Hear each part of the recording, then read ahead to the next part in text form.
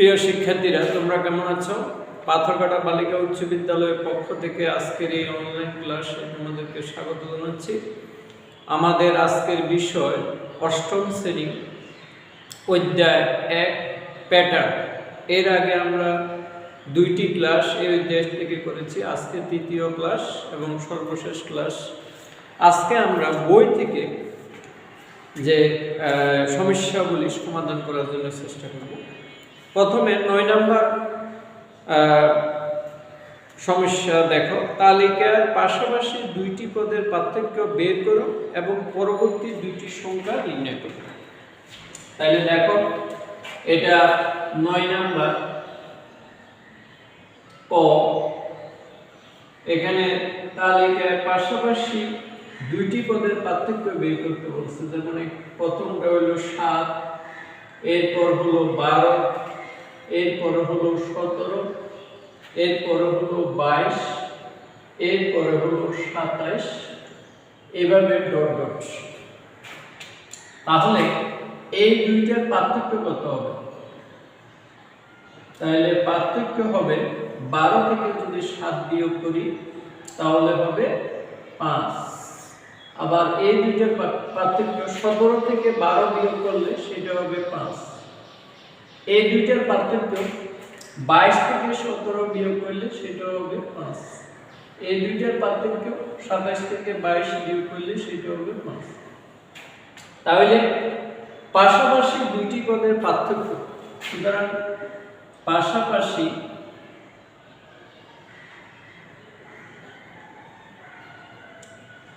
দুইটি পদের পার্থক্য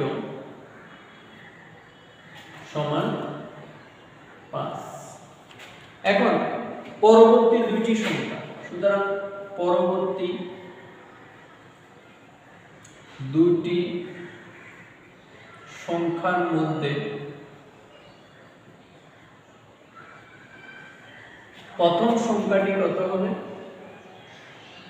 প্রথম সংখ্যাটি সমান সর্বশেষ সংখ্যার সাথে 5 যোগ করবে। তাহলে এখানে সর্বশেষ সংখ্যা ছিল 27, তার সাথে 5 যোগ করলে হবে 32। আর দ্বিতীয় সংখ্যাটি সমান এই 32 এর সাথে আবার 5 যোগ করবে, সমান হবে 37।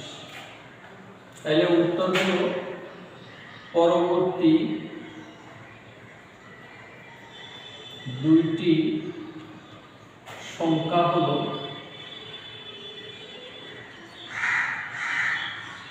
32, 37। তাহলে প্রিয় শিক্ষার্থীরা, আশা করি তোমরা এটা বুঝতে পেরেছো।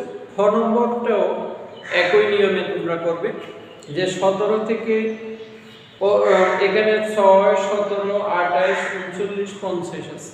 তাহলে এদের পাশাপাশি দুটি সংখ্যার বিয়োগফল হবে 17 থেকে 6 বিয়োগ করলে 11 হবে, 28 থেকে 17 বিয়োগ করলে 11 হবে, 39 থেকে 28 বিয়োগ করলে 11 হবে, 50 থেকে 39 বিয়োগ করলে 11 হবে। তাহলে পরবর্তী দুইটি সংখ্যা হবে 50 যোগ 11 সমান 61, এবং এর পরবর্তী সংখ্যা হবে 61 যোগ 11 সমান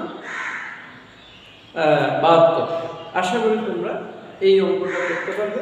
এবার আমরা 10 নম্বরে আসি। নিচের সংখ্যা প্যাটার্নগুলোর মধ্যে কোনো মিল রয়েছে কি? প্রতিটি তালিকার পরবর্তী সংখ্যা নির্ণয় করো। তাহলে দেখো, এখানে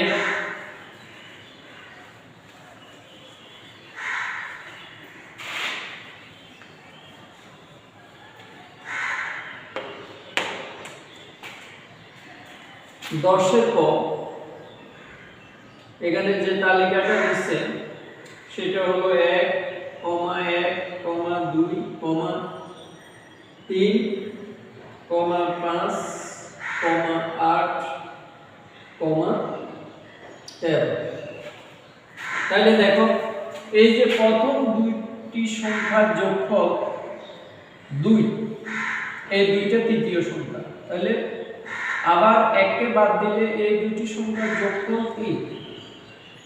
তাহলে অর্থাৎ প্রথম দুইটি সংখ্যার যোগফল যদি পরবর্তী সংখ্যা হয় তাহলে এটাকে বলা হয় ত্রিকোণমিতি সংখ্যার প্যাটার্ন। তাহলে এখানে প্রথম দুটি সংখ্যা যোগফল তৃতীয় সংখ্যা হয়, দুটি সংখ্যার যোগফল তৃতীয় সংখ্যা হয়। সুতরাং উক্ত প্যাটার্নটি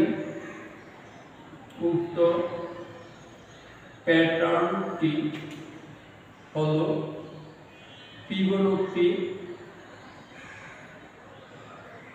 ফিবোনাচি সংখ্যার প্যাটার্ন।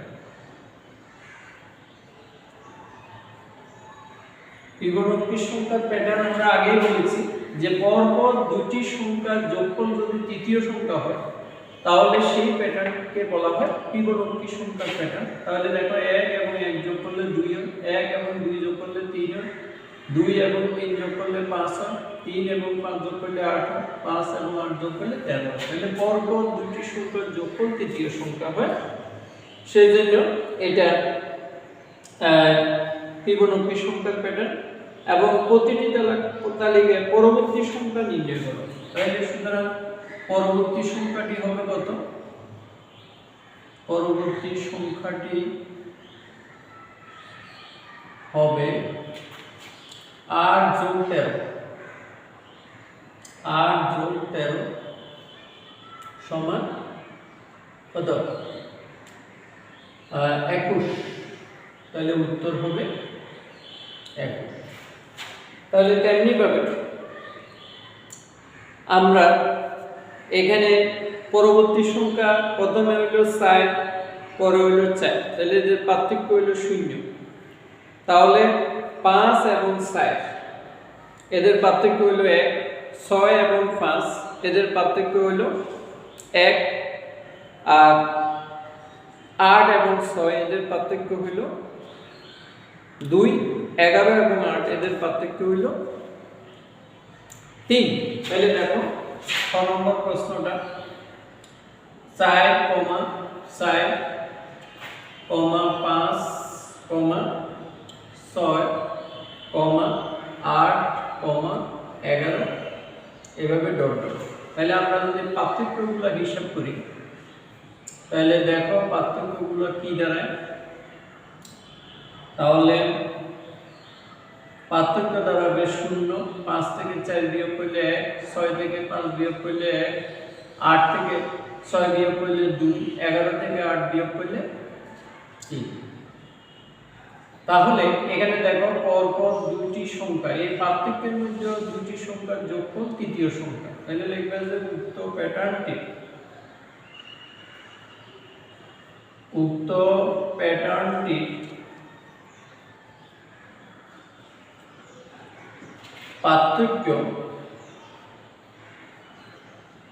পার্থক্য একটি ফিবোনাচি সংখ্যার প্যাটার্ন, একটি ফিবোনাচি সংখ্যার প্যাটার্ন। কেন বলছি? কারণ এখানে দেখো পরপর দুটি সংখ্যার যোগফল তৃতীয়টা হলো, এই দুইটা যোগফল হলো তৃতীয়টা, এই দুইটার যোগফল তৃতীয়টা। তো তেমনি ভাবে সুতরাং পরবর্তী সংখ্যা কত হবে? পরবর্তী সংখ্যা সমান কত হবে?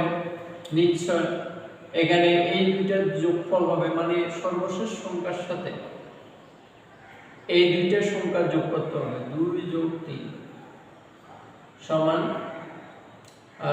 16। তাহলে উত্তর হবে 16। তাহলে প্রিয় শিক্ষার্থীরা দেখো এটা যদি 16 হয় তাহলে 16 থেকে 11 বিয়োগ করলে কত হয়? 5। তাহলে এই যে দুইটা সংখ্যার যোগফল 5 হলো। তাহলে আশা করি তোমরা এটা বুঝতে পেরেছো। তাহলে এটার পরবর্তী সংখ্যা এভাবে বের করতে হবে। এবার 11 নম্বর আসো, বলছে নিচের জ্যামিতিক চিত্রগুলো কাঠি দিয়ে তৈরি করা হয়েছে, কাঠির সংখ্যা তালিকা করো। তাহলে দেখো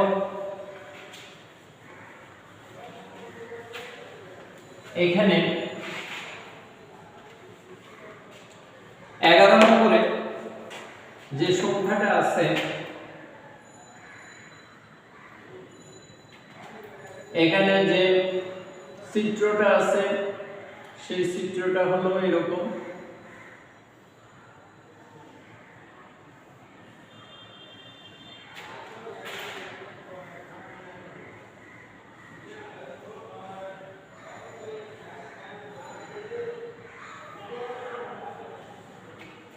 তাহলে প্রথম চিত্রে কাঠির সংখ্যা কতটি? কাঠির সংখ্যা সমান 1 2 3 4 চারটি। আমরা এটাকে বাংলায় লিখি। আর দ্বিতীয় চিত্রে কাঠির সংখ্যা কতটি? 1 2 3 4 5 6 7।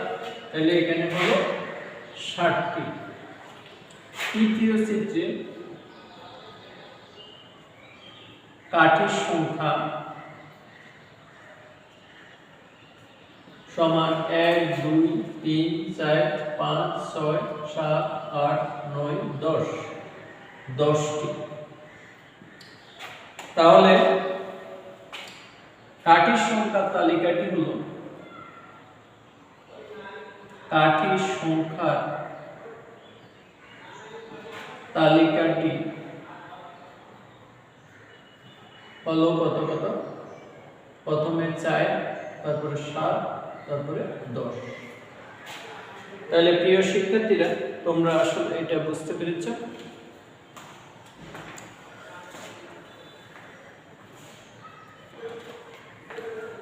এখন আমরা তালিকার পরবর্তী সংখ্যাটি কিভাবে বের করব তা ব্যাখ্যা করি। তাহলে দেখো, এখানে তালিকার সংখ্যাটা পাইছি আমরা কি? খ নম্বরে লিখবে ক থেকে প্রাপ্ত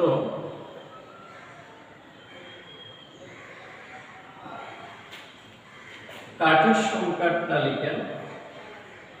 কাঠির সংখ্যা তালিকা হলো 4 7 10। তালিকার পরবর্তী সংখ্যাটি কিভাবে বের করবে তার ব্যাখ্যা করো। তাহলে এখন এখানে পার্থক্য হবে কত? পার্থক্য 7 থেকে 4 যদি বিয়োগ করি সেটা হবে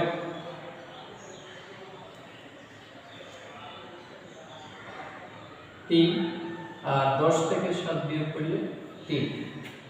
তাহলে দেখা যাচ্ছে যে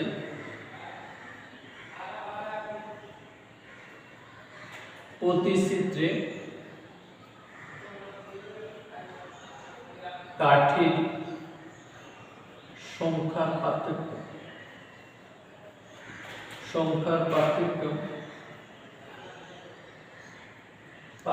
সমান 3। সুতরাং পরবর্তী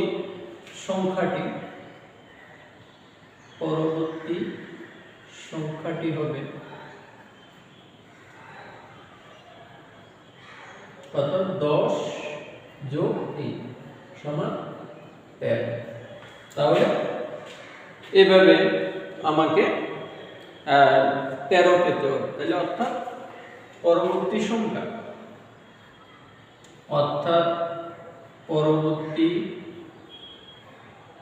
সংখ্যা পেতে হলে পূর্বেরটির সাথে 3 যোগ করতে হবে। এটাই হলো পার্থক্য, মানে ব্যাখ্যা। তাহলে পরবর্তী সংখ্যা পেতে হলে পূর্বেরটির সাথে 3 যোগ করতে হবে। এবার গ নম্বরে কাঠি দিয়ে পরবর্তী চিত্রটি তৈরি করো এবং তোমার উত্তর যাচাই করো। তাহলে আমরা গ নম্বরটা লিখব। এখানে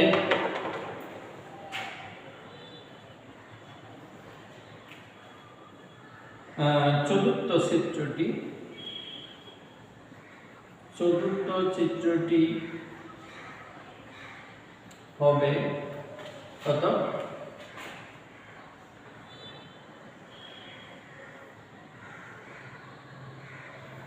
প্রথম, দ্বিতীয়, তৃতীয়, চতুর্থ চিত্রটি হবে এত, এবং এখানে কাঠির সংখ্যা হবে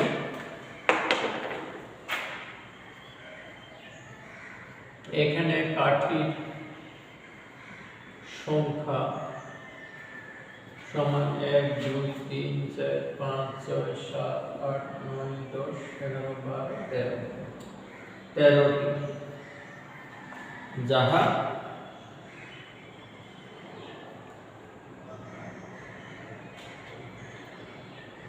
খ নম্বরে প্রাপ্ত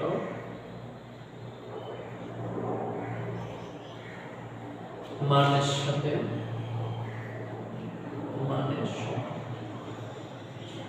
তাহলে এটাই হলো তোমার পরবর্তী চিত্র। আশা করি 12 নম্বর প্রশ্নটাও তোমরা এইভাবে করতে পারবে। এখন আমরা 13 নম্বর প্রশ্নটা করি। এখানে 13 নম্বরটা হলো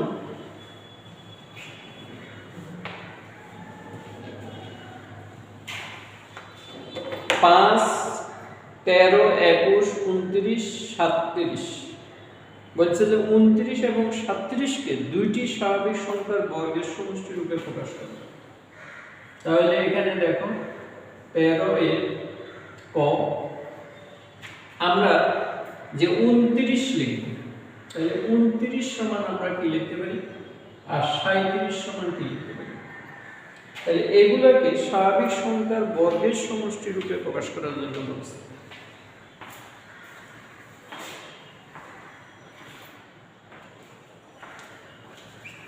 আমরা আগের ক্লাসে বলছিলাম যে স্বাভাবিক সংখ্যা কোনগুলো, যে সংখ্যাগুলোকে গণনা করা হয়, গণনা কাজে ব্যবহার করা হয়, তাদেরকে আমরা স্বাভাবিক সংখ্যা বলি, যেমন 1 2 3 4 এভাবে। তাহলে আমরা যে সংখ্যাগুলো, যেমন 1 এর বর্গ, 1 স্কয়ার সমান 1 গুণ 1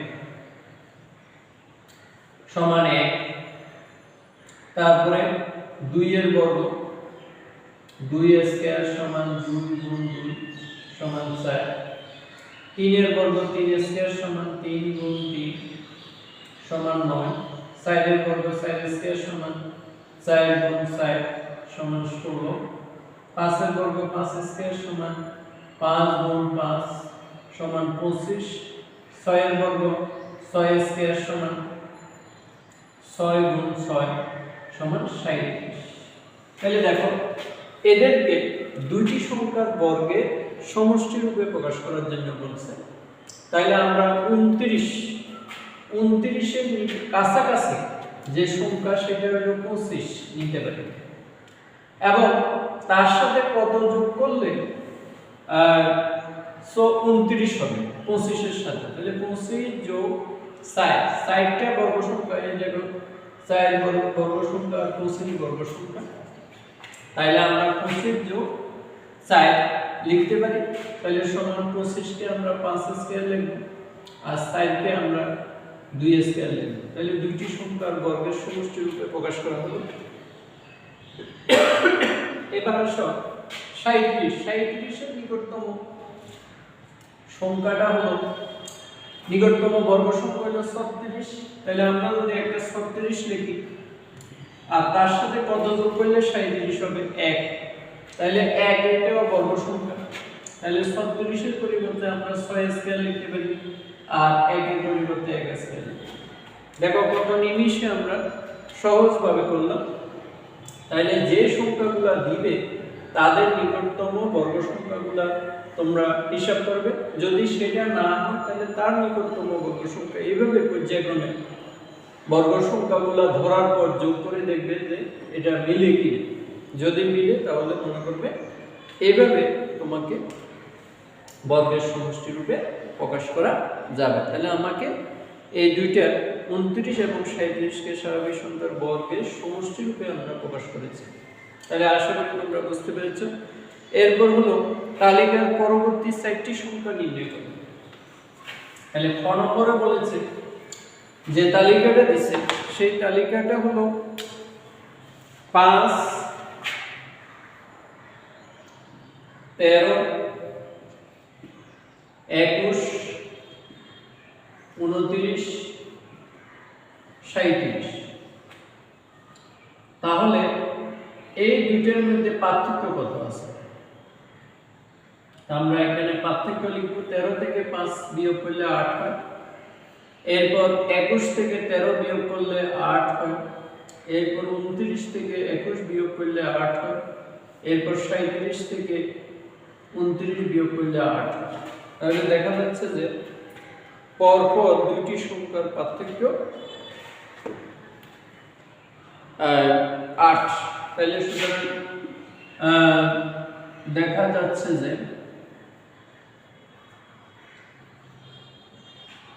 পরপর দুইটি সংখ্যার পার্থক্য সমান 8। সুতরাং তালিকার পরবর্তী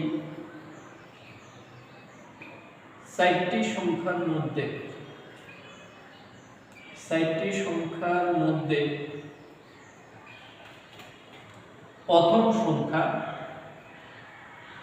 প্রথম সংখ্যাটি সমান কত হবে? 37 যোগ 8 সমান 45। দ্বিতীয় সংখ্যাটি সমান 45 যোগ 8 সমান 53। তৃতীয় সংখ্যাটি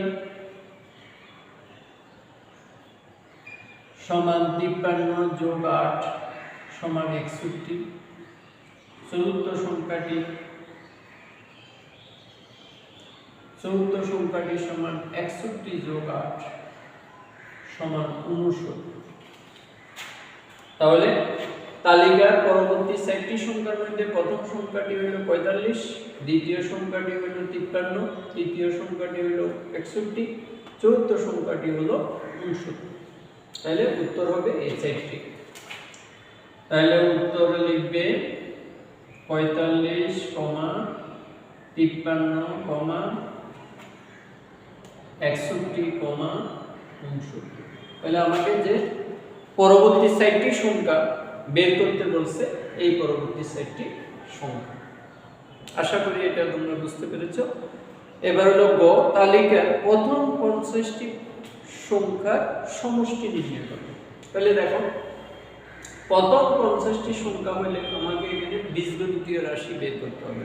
যেহেতু আমরা প্রথম ক্লাসে বলেছিলাম যে সমষ্টির সূত্র হলো প্রথম পদ যোগ শেষ পদ গুণ পদ সংখ্যা বাই 2।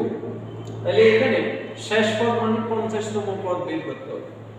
তাহলে 50তম বের করতে হলে আমাকে সেখানে বীজগণিতীয় রাশি বের করতে হবে, কারণ 50টা পদ বের করা তো সহজ ব্যাপার না।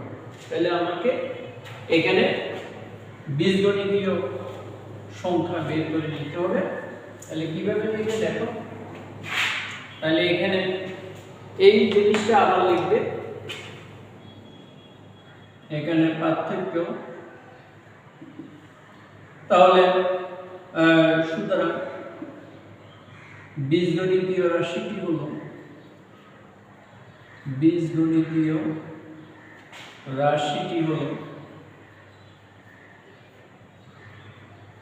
কিভাবে বীজগণিতীয় রাশি বের করে? এখানে পার্থক্য যা আছে তার সাথে ক গুণ করবে। ক বিয়োগ এখানে যদি আমি কয়ের মান যদি 1 ধরি তাহলে 8 এ কত 8। এখন 5 এটা 8 থেকে কত কম 3 কম।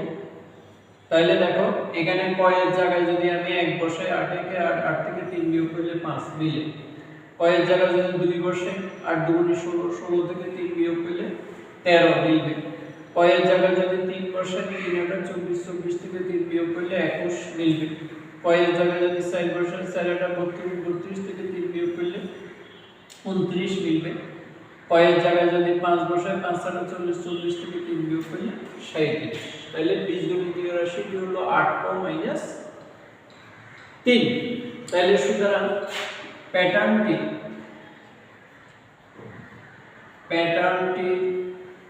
50তম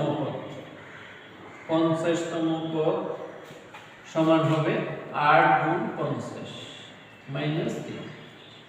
তাহলে হবে কত 5 40 400 বিয়োগ 3 400 থেকে 3 বিয়োগ করলে 397। তাহলে 50তম পদ আমাকে বলছে যে 50টি সংখ্যার সমষ্টি নির্ণয় করো। তাহলে সুতরাং নির্ণয় সমষ্টি সমান এখানে লিখবা প্রথম পদ যোগ শেষ পদ মানে 50তম পদ গুণ পদ সংখ্যা বাই 2। তাহলে দেখো প্রথম পদ আমাদের এখানে কত আছে 5, শেষ পদ মানে 50তম পদ সেটা পাইছে কত 397 গুণ পদ সংখ্যা মানে 50টি পদ বলছে যেহেতু 50 আর এখানে 2 হলো এই। এখন 2 দিয়ে যদি 50 কে কাটি তাহলে 25 হবে। 50 কে কাটলে 25, তাহলে 5 এ আর 297 যোগ করলে 7 5 12 2 হাতে 1 10 0 হাতে 4 402 গুণ 25। এখন 402 আর 25 যদি গুণ করি 25 দুগুণে 50 আর 4 25 100। তাহলে হয়ে যাবে 10,050।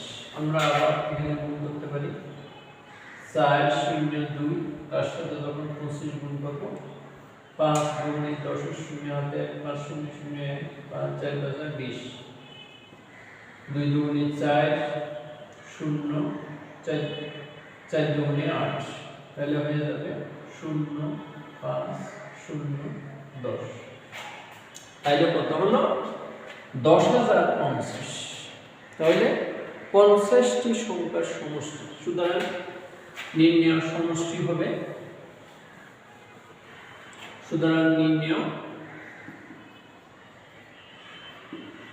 সমষ্টি সমান 10,050। তাহলে প্রিয় শিক্ষার্থীরা আশা করি তোমরা প্যাটার্ন সম্বন্ধে বুঝতে পেরেছ। আমরা এই প্যাটার্নে অনেকগুলো বিষয় শিখেছিলাম। আমরা শিখেছিলাম এখানে মৌলিক সংখ্যা কিভাবে নির্ণয় করতে হবে, ইরোটোস্থিনিস ছাঁকনির সাহায্যে আমরা মৌলিক সংখ্যা নির্ণয় করেছিলাম। আমরা এখানে স্বাভাবিক সংখ্যা কি সেটা বলতে পেরেছি। এখানে প্যাটার্ন কাকে বলে এটা আমরা বলতে পেরেছি। এখানে প্যাটার্নের সাহায্যে কিভাবে পরবর্তী পদগুলো বের করা যায়, অথবা একটি সংখ্যাকে দুইটি রাশির বর্গের সমষ্টি রূপে কিভাবে প্রকাশ করা যায় সেটা আমরা করেছি। আমরা কিভাবে পরবর্তী সংখ্যাগুলা পরবর্তী চিত্রের কাঠির সংখ্যা বা সংখ্যা বের করা যায় সেটা আমরা শিখেছি।